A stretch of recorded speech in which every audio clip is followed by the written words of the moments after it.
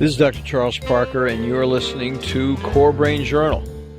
It's the place where I connect both fresh discoveries and interesting different perspectives from advanced mind science with the realities of real people and everyday life down on Main Street. Well, welcome, folks. Dr. Charles Parker here one more time. Really appreciate your coming out this afternoon to be with us.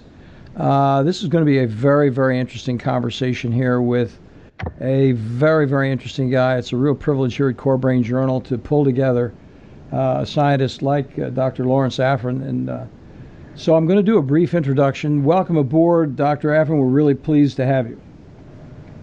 Thank you, Dr. Parker.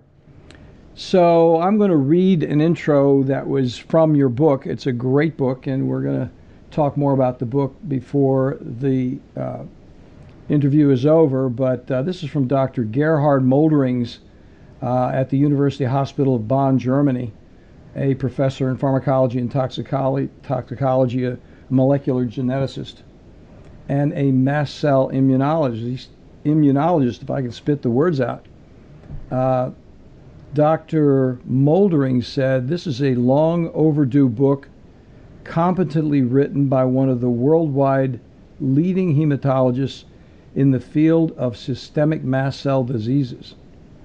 In addition to the current state of knowledge about systemic mast cell activation disease, the author vividly illustrates a selection of possible clinical phenotypes of this disease by means of patient cases, emphasizing the many pitfalls in diagnosis and therapy," which we do see.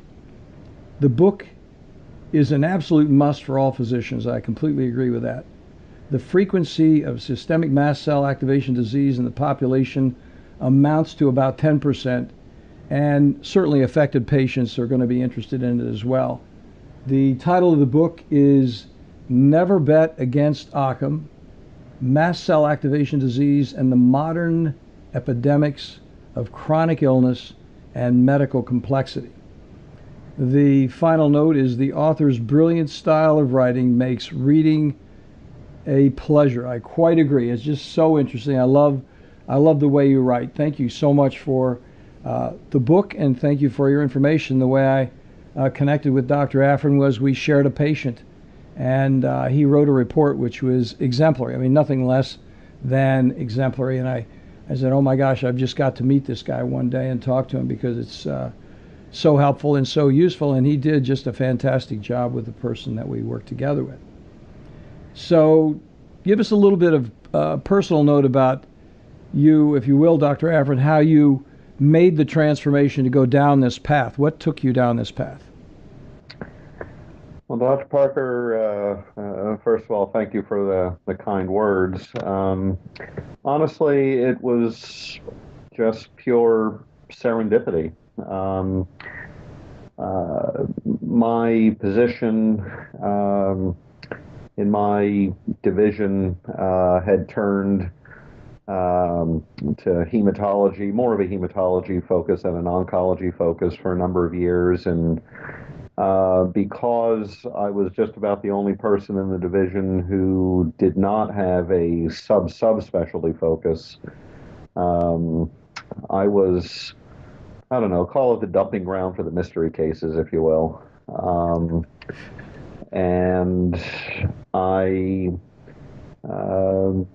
had a patient come to me one day, kind of unusual in that she was self-referred. I see those sorts of patients all the time now, but back at that time, that was kind of unusual.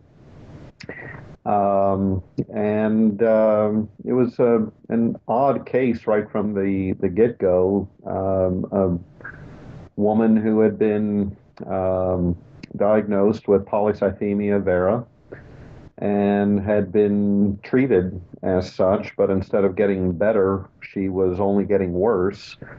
And she had been requesting from her local hematologist to be referred for a second opinion, and he was insistent that there was no need for such. The right diagnosis had been made, the right treatment was being applied. In fact, when she was not getting better with initial treatment, he just doubled down and increased the intensity of the phlebotomies, and she just kept getting Mm. worse instead of better. And you'd like to think that if you have the right diagnosis and you're applying the right treatment, the patient ought to get better. So I, took a look at the records and listened to what she was telling me, and it really only took a minute or two to realize she couldn't possibly have polycythemia vera. Now, you have to understand she had been diagnosed back in the era about a year or two before we had the JAK2 mutation analysis that made it very clear whether you have P. vera or not. So she had not had that test done, but nevertheless, it was pretty clear from her history and from the tests that have been run that she couldn't possibly have P. vera. So then the question became, what do you have that could not only cause an elevated, hemoglobin, but also the 57 other symptoms and problems you have that can't possibly be accounted for by PV, polycythemia vera. Mm-hmm. And that sent me off on quite the quest to understand what was going on in her. I kept telling her, you can't have anything new. There are no new diseases under the sun, with the rare exception, of course, of truly new infectious diseases. Otherwise, every way the human body can go awry, it's been seen. It's been written about in a journal somewhere or in a textbook. We may not understand what causes it or how to treat it, but it's been seen. So,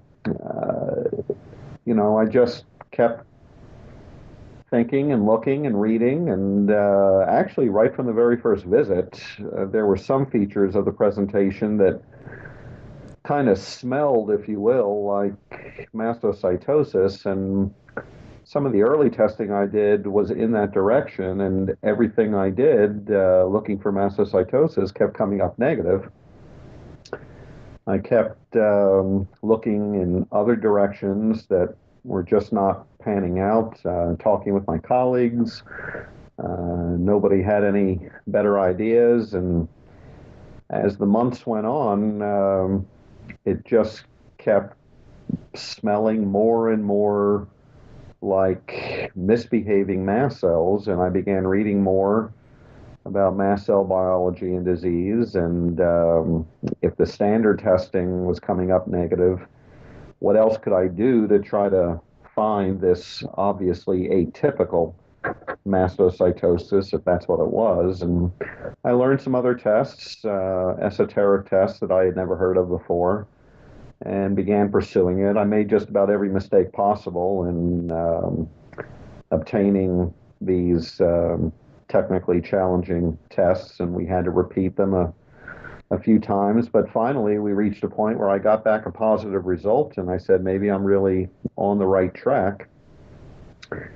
But of course, to diagnose mastocytosis, you have to have a tissue biopsy showing mastocytosis, and all I had at that point was an elevated mast cell mediator level, a urinary prostaglandin D2 level, and so I figured if it's not in the bone marrow, and I had already looked in the bone marrow, it certainly was not there.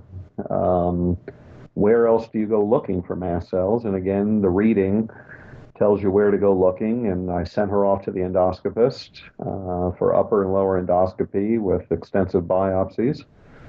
And he did the procedure, and the pathologist called me a week later and told me I was completely wrong. These were the most normal biopsies he had ever seen, textbook normal. And I asked him a question I already knew the answer to. I said, did you do the special staining for mast cells that I had talked to you about doing before the procedure? Because I had told him he was going to receive all these biopsies and he had to do the special staining for mast cells. And I knew he hadn't done it because at that time, at that institution, it took about 3 weeks to turn around that test, and he had called me after just 1 week. Yeah. So he fessed up and said, no, didn't do it. And I said, why not? And he said, because I'm telling you, these are the most normal biopsies I've ever seen. Mm-hmm. And I said, I don't care. It has to be there. Um, you know, please do what I asked you to do. And we argued for a bit, and we talked about the cost of the test. And I said, cost. You don't want to know how much money has been spent trying to figure out what's going on here. And forget the money. We're talking about a formerly highly productive woman's life that's just been completely ruined by this disease. There's cost for you. So, I've been working on this for months. Thing is pointing at mast cell disease. Please go do the staining. So he grumbled and okay. And I then got a call 3 weeks later, and he was literally, stuttering, stumbling for his words. He said the routine staining indeed was just as normal as could be, but with the special staining, indeed, there was obviously a huge surplus of mast cells. It still wasn't anywhere close to what you see in mastocytosis, but nevertheless, there was a clear, substantial increase in mast cells. So I called her back in and I said, I think what we've got here is an atypical case of mastocytosis. I mean, the term Mast Cell Activation Syndrome hadn't even been invented yet. Mm. And, so we talked a good while about how to treat this atypical case for which there was really no good antecedent in the literature. And I eventually just made a decision and started her on a medication. She came back a month later, and it was the transformation was just stunning. Mm. I mean, everything was fixed. And to be fair, I mean, to date, she remains one of my best responders. Most people who respond don't respond as well as she did, but it was just a stunning transformation. Mm-hmm. And then, literally, the day after I saw that improvement, I was referred another patient. I was her sixth consulting hematologist over about a 5-year period, and she had exactly the opposite problem. She had pure red cell aplasia. Her bone marrow had given up making red blood cells. She was heavily dependent on transfusions. And yet, when I took her history, I realized there were many things going on with her that pure red cell aplasia couldn't possibly account for. So the question again became, what do you have that can not only shut down red blood cell production, but also cause all these other problems? And I had done enough reading at that point on mast cell biology and disease to realize that it was possible that just a different variant of mast cell disease might be able to do what was happening in her. And God knows on her journey, she had had every other possible diagnostic consideration for her problems evaluated and ruled out. So I pursued testing for mast cell disease, and the results came back fairly quickly, and I was right on the money. And in pretty short, I won't, bore you with the treatment details, but in pretty short order, we had fixed up her hemoglobin, which was hanging around, around 5 or 6, severe anemia, in spite of 2 to 3 units of blood being transfused every 2 to 3 weeks. In about, I think it was about 4 to 6 weeks, we had her hemoglobin up to 13. With mast cell targeted treatment. And just one more anecdote and then I'll break here.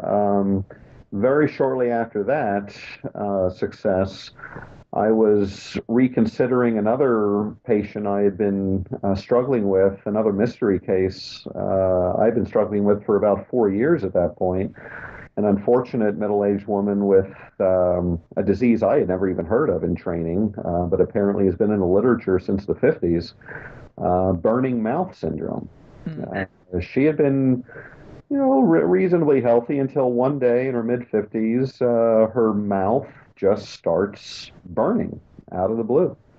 There was some burning through the rest of her GI tract, but the problem was, far dominantly in the mouth. And on a pain scale from 0 to 10, she was living with 11 out of 10 pain every waking moment of every day.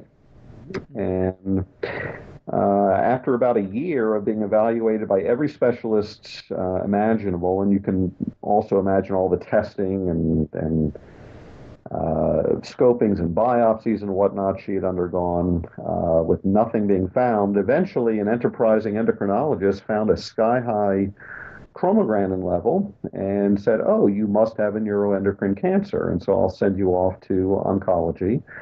And because, there are relatively few of those cancers, we didn't have any sub-specialists in that area, so she got sent to the dumping ground for the mystery cases. And I walked in the room, and what struck me, there's no question she was in a lot of pain from the burning in her mouth, but, somebody who has a neuroendocrine tumor so advanced to be causing a chromagranum level as sky high as she had, you would have expected that patient to look like an advanced cancer patient is expected to look. Yes.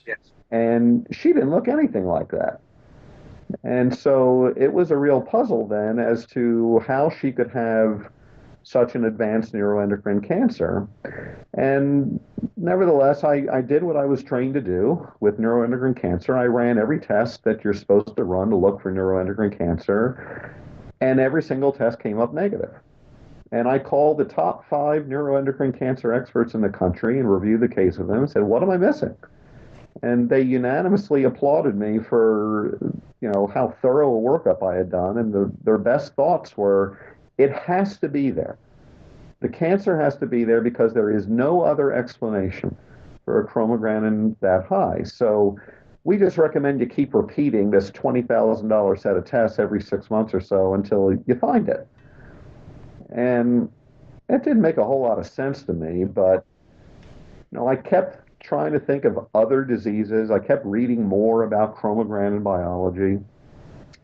And, long story short, after seeing my first 2 patients with mast cell disease, Mast Cell Activation Syndrome, who had presented so differently from one another, that made me aware this can really present, mast cell disease can really present very heterogeneously.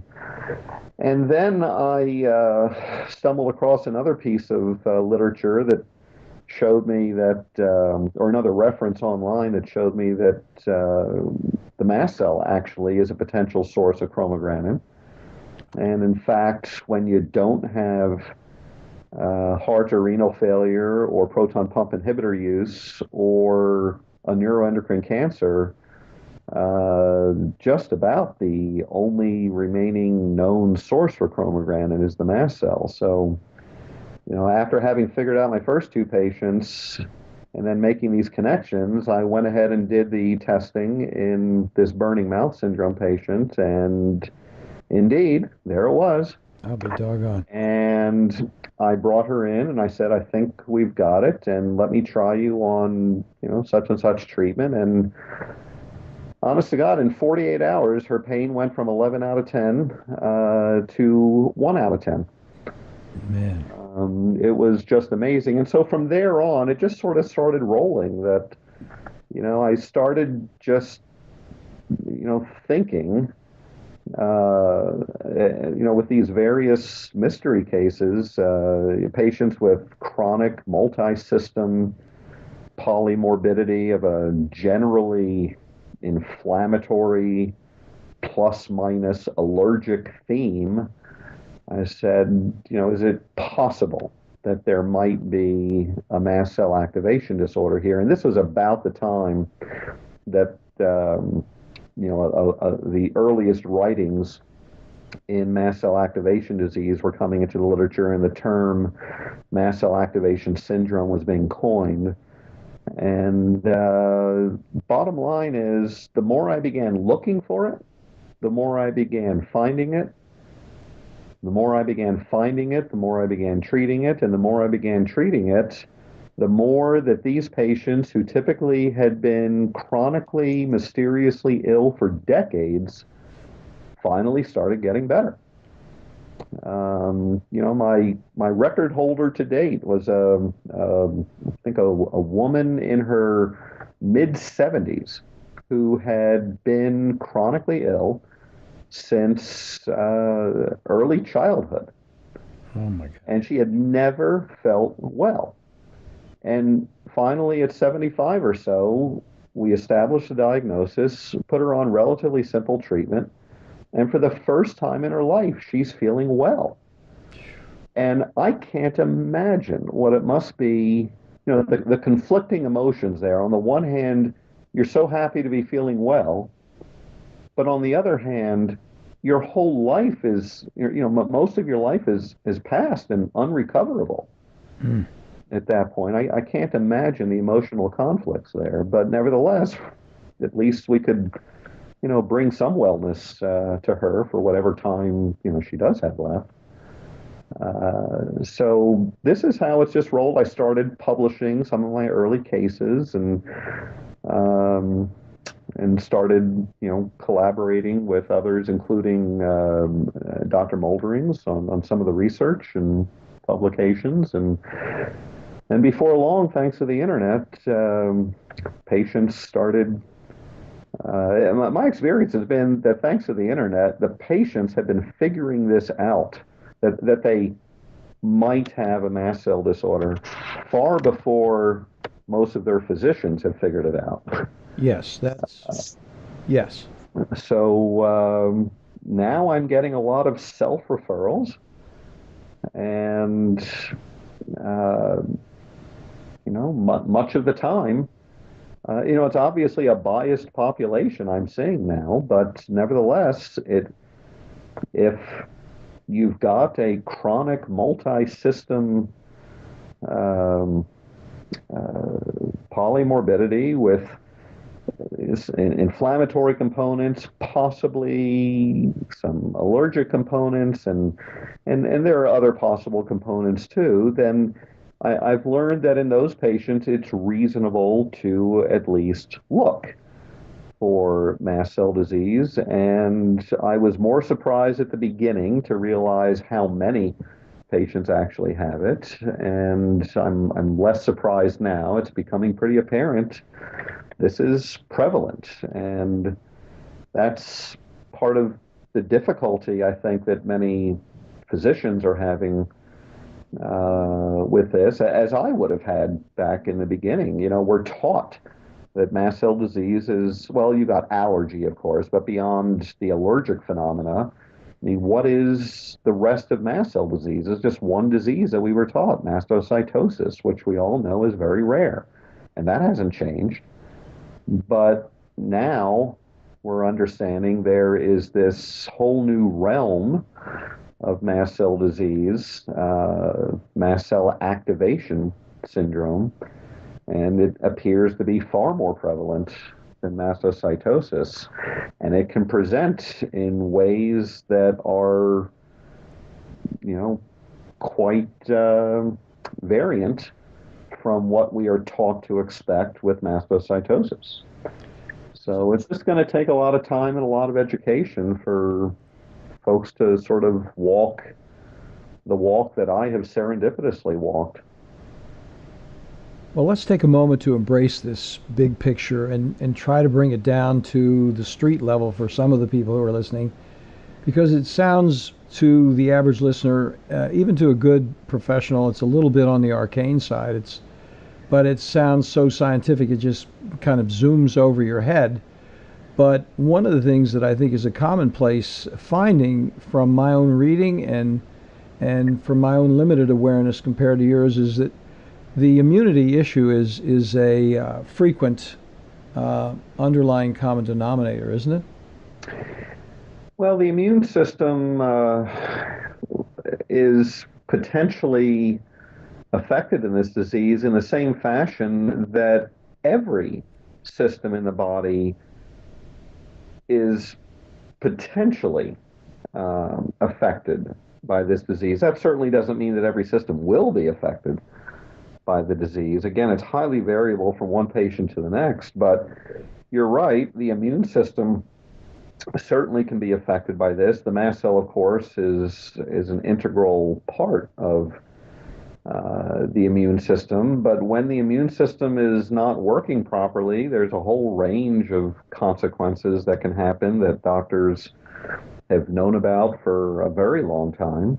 And indeed, in various mast cell activation patients, we do see a wide variety of immune effects among other problems. Well, let's talk a little bit about some of the more psychiatric, if you will, brain mind presentations. One of the things that comes to my attention in looking for and listening, and one of the things I've been fascinated by so often, is the complaint of brain fog. Now, I don't see a lot of mast cell activation. I'm not making that point. But brain fog seems so ubiquitous to treatment failure individuals who are coming for second, third, fourth opinions. I'm kind of the same way you are in terms of psychiatric conditions, in that we like the problem of having an apparently untreatable situation. It's interesting to me, and I think if we just keep digging and looking further, it's one of the reasons we got into referring this individual over to you, because there are some answers if we just keep digging for them. So back to it. So what would you say would be, from our listeners or Core Brain Journal listeners, so what would you say about brain fog, headaches, those sorts of things? What could they look for that might be relevant? Sure. Well, again, there is no system in the body that is immune, including the immune system, to potentially being affected by aberrant mast cell behavior. Mm-hmm. And that includes the neurologic system. So there's a huge spectrum of neurologic, psychiatric, let's just call it neuropsychiatric symptoms and morbidities that can arise from mast cell disease. You know, it's interesting that if you look from, the 100,000-foot level at the neuroscience, the human neuroscience literature over the last, 15, 20 years, that there's been this developing undercurrent that a large fraction of neuropsychiatric disease bears at least some component of central nervous system inflammation. Yes. And there's also developing literature that efforts to treat that inflammation, sometimes just as simply as aspirin, can actually be a useful adjuvant treatment in some patients with various neurologic and psychiatric disorders. And yet, for all of the developing appreciation that there is central nervous system inflammation in many of these neuropsychiatric disorders, it has remained quite the mystery as to what the source of that inflammation is. Yes. And I can very well understand why it would make no sense whatsoever to consider mast cells as a potential source of that inflammation on such a widespread basis, affecting so many different disease processes, when the only mast cell disease you know of is mastocytosis, which is a rare disease. How could it make any sense that mastocytosis could underlie, so the rare disease of mastocytosis could underlie common diseases like, depression and anxiety and let's say schizophrenia, for example. Of course, it makes no sense. But once you begin learning that there is this other realm of mast cell disease, the mast cell activation syndrome, which you really don't have any significant burden of mast cell neoplasia. You don't have an excess growth of mast cells to any significant degree. You've just got inappropriate mast cell mediator release, inappropriate activation, and that it's a highly prevalent condition. I think you quoted Dr. Molderings as estimating about 10% of the general population might have a mast cell activation syndrome. Well, once you start talking about prevalence numbers that high, then you begin to realize, hey, maybe mast cell activation actually is a component of, some fraction of the patient populations that are suffering these various neuropsychiatric disorders. I long ago started wondering, for example, you know that there are a number of patients who frequently develop panic attacks. They have a baseline anxiety disorder, and then they periodically develop panic attacks. They go to the emergency room, and the patients are as befuddled as the doctors because they know they have no reason to have panicked. They can't identify what the source of the panic is. And given that various mast cell mediators can set off various inflammatory phenomena in the CNS that can produce a picture of anxiety and panic, one has to wonder. Yeah. Is there some fraction of the idiopathic anxiety / panic population that might have a mast cell activation syndrome at the root of their problems? And I don't know what the answer to that is. That's research that's got to be done. But if you don't even ask the question, yeah, then how are you ever going to get to the answer?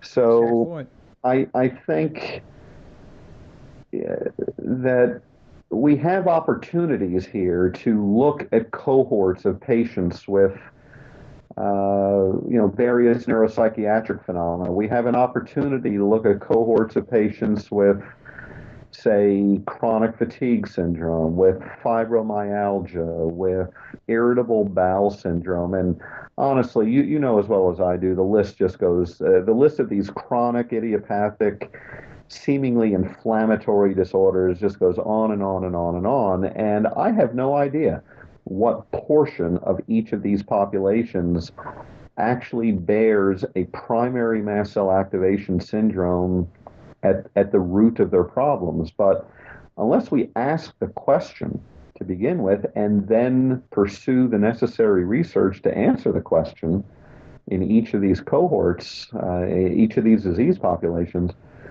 then we'll never understand just how much of a problem mast cell activation really is. Now, Dr. Afrin, what would you say to a guy like myself who's out here in the street, who is not trained in internal medicine hematology as you are, who has a person come in?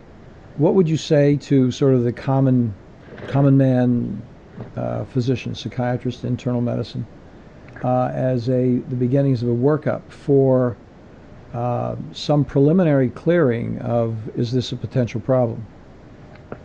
Sure, and I don't think you have to be a hematologist to have an especially great appreciation of this. I mean, hematologists, oncologists were trained on mastocytosis. That's a neoplastic condition,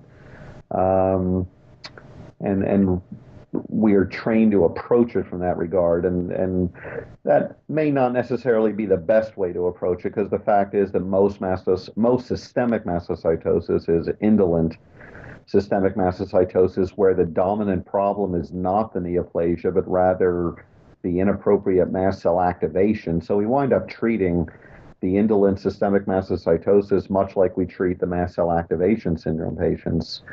But so whether you're a hematologist, oncologist, or frankly any other type of doctor, I think you have to first of all take a good history. And I realize that's really hard to do. The whole structure of the healthcare financing system is orchestrated to, make a visit as short as possible. And we're talking about a disease that can potentially impact every system in the body, a disease that's probably been present for decades.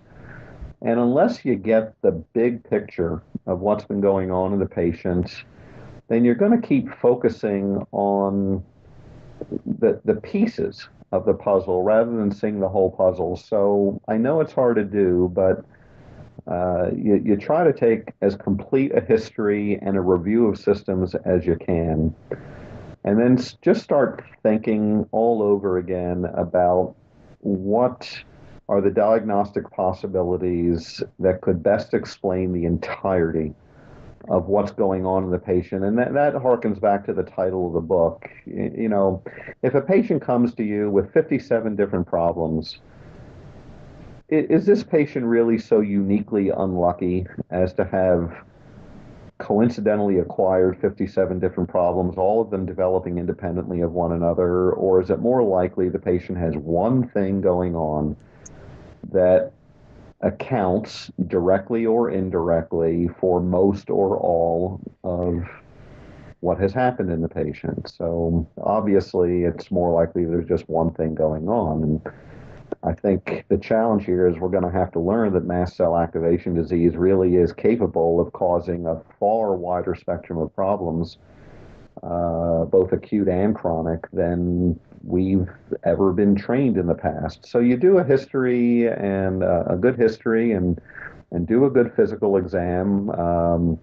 Long-lasting dermatographism is not in itself pathognomonic for mast cell disease. There is no one finding on history or physical or labs that will absolutely clinch a diagnosis of mast cell activation syndrome. You have to put the whole package together, but nevertheless, if you're saying,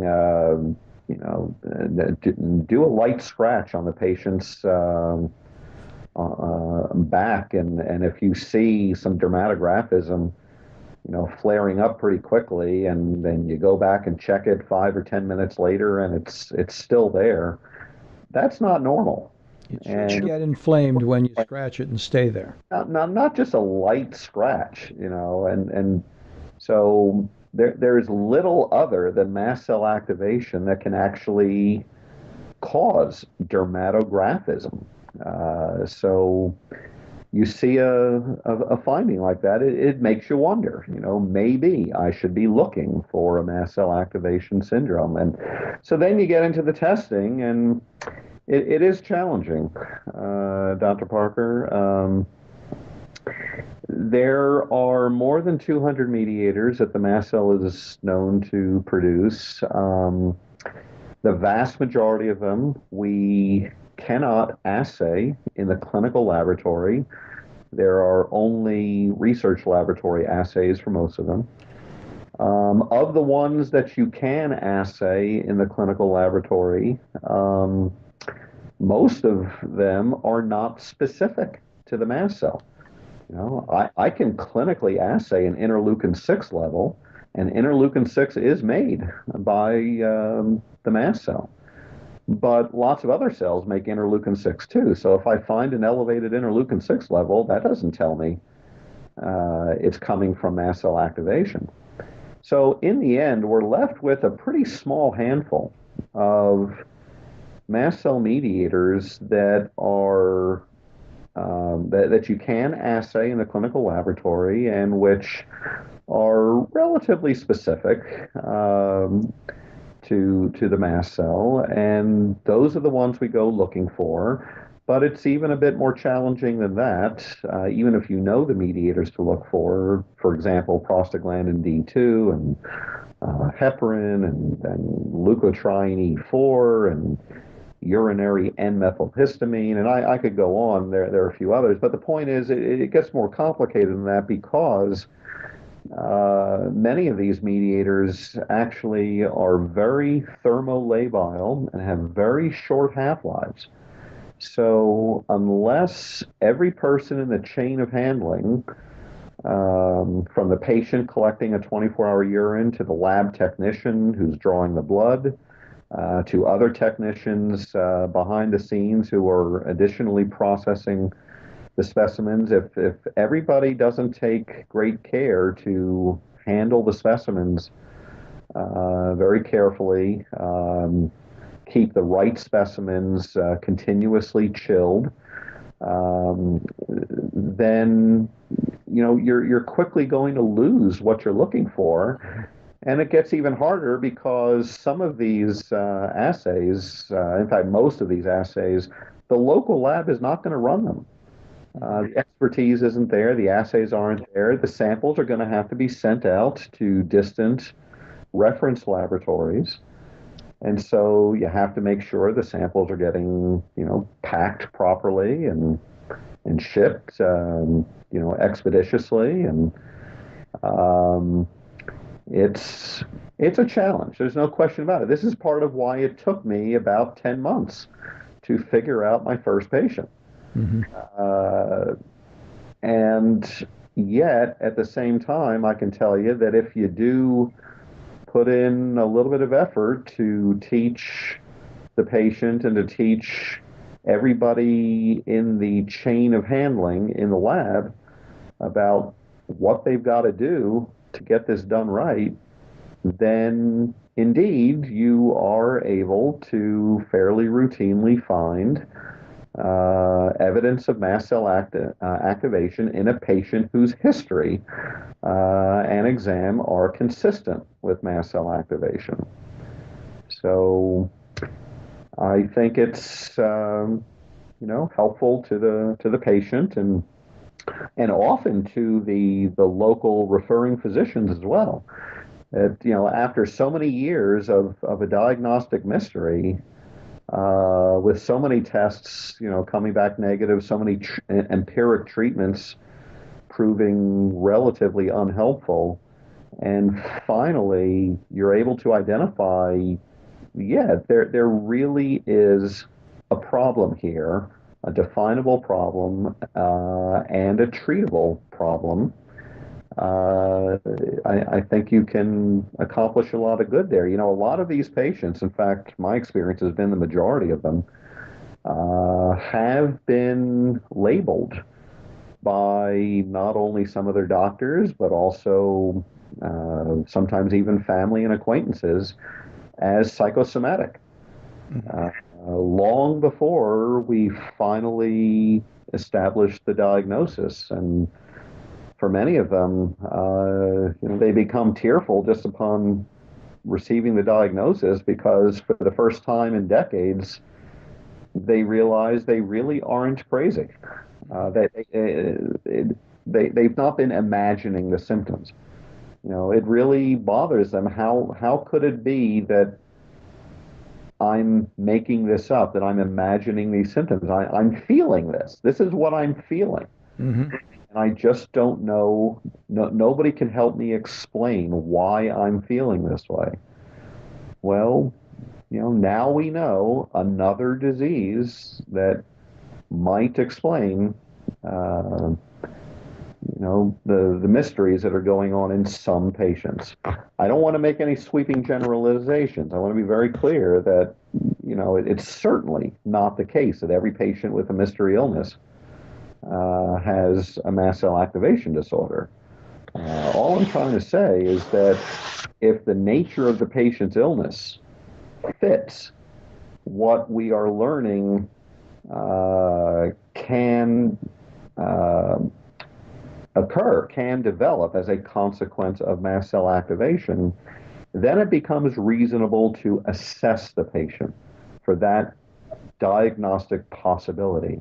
And if it pans out, fine, you treat it. And if it doesn't, well, you keep on thinking about other possible diagnoses.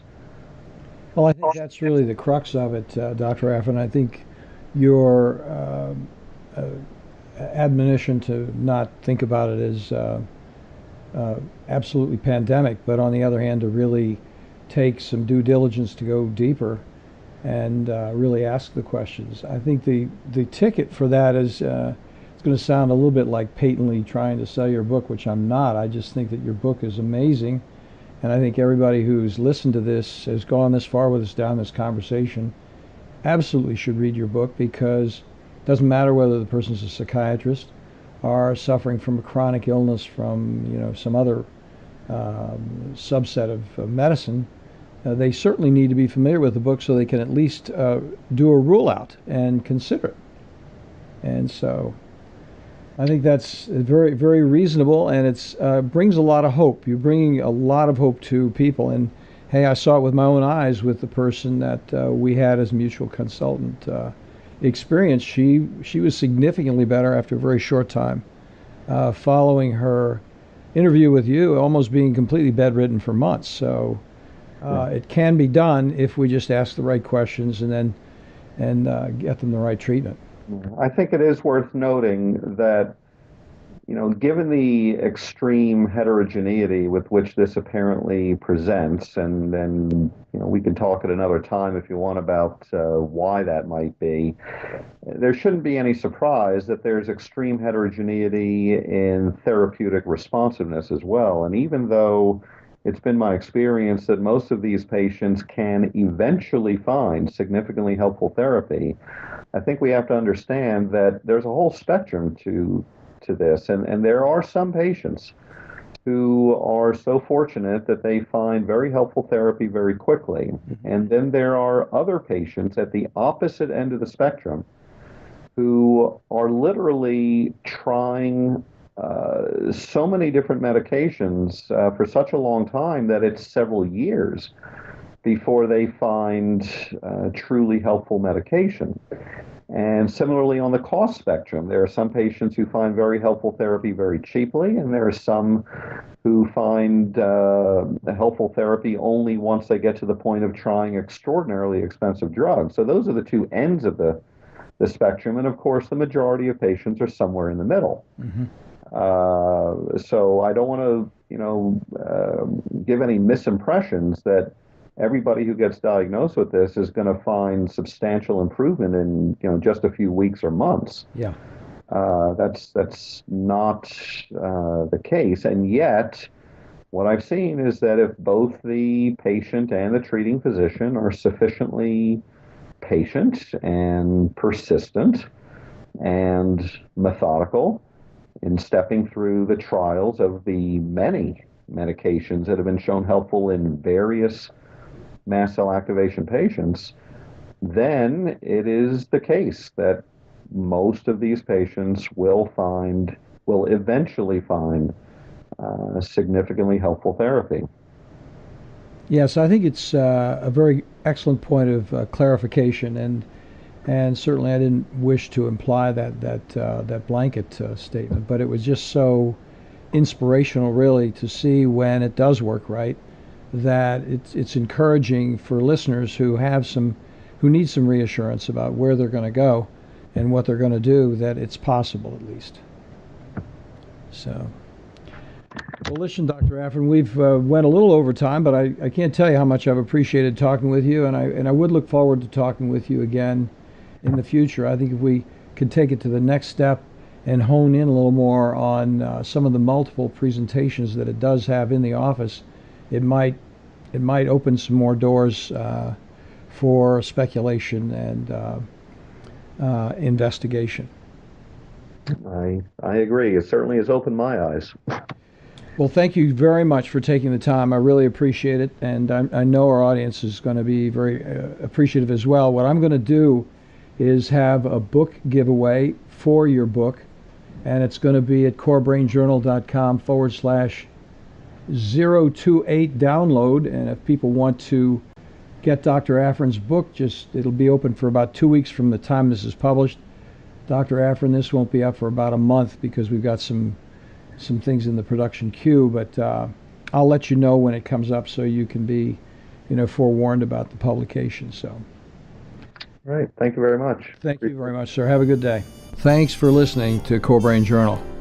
We're working every day behind the scenes to bring you reports that connect research benches with those street trenches. Here we share the complexity of mind science because, as you know, details really do matter. One of the most pervasive, misunderstood challenges is how commonplace medications, like those written for ADHD, are used so regularly without clear guidelines. If you think you'd like more specifics, take a minute to download my 2-page PDF packed with video links and references on the absolute essentials of how to start ADHD medications. They're easily available at corebrainjournal.com/start. Thanks for listening. Do connect and stay tuned. Together we can make a difference.